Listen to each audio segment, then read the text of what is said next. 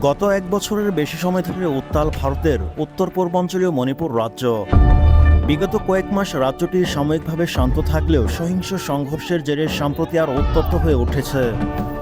তবে এরই মধ্যে চাঞ্চল্যকর তথ্য দিয়েছেন ভারতের মণিপুরের নিরাপত্তা উপদেষ্টা কুলদীপ সিং। শুক্রবার ২০ সেপ্টেম্বর সাংবাদিকদের তিনি বলেছেন, আমরা একটি গোয়েন্দা রিপোর্ট পেয়েছি যা প্রতিবেশী দেশ মিয়ানমার থেকে ৯০০ কুকি সন্ত্রাসী মণিপুরে প্রবেশ করেছে। এই গোয়েন্দা রিপোর্টকে হালকাভাবে নেওয়া যাবে না। নাম প্রকাশে অনিচ্ছুক শীর্ষ গোয়েন্দা সূত্র ভারতীয় গণমাধ্যম এনডিটিভিকে জানিয়েছেন, গোয়েন্দার প্রতিবেদনটি দক্ষিণ মণিপুরে ভারত মিয়ানমার সীমান্তবর্তী জেলাগুলির সকল সিনিয়র পুলিশ সুপারদের কাছে পাঠানো হয়। টিম টিআরসি হৃদয়ে ধারণ করে বাংলাদেশ। দ্য রিয়েল কনসালটেশন, স্বচ্ছ ভ্যাট আইনে দক্ষ ন্যায্য ভ্যাট প্রদানে।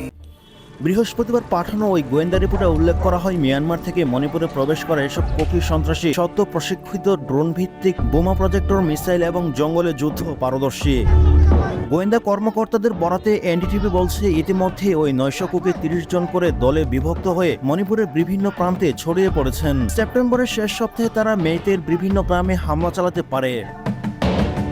গতকালের সংবাদ সম্মেলনে কুলদীপ সিং বলেন, আমাদের বিশ্বাস এই গোয়েন্দার প্রতিবেদন ১০০% সত্যি।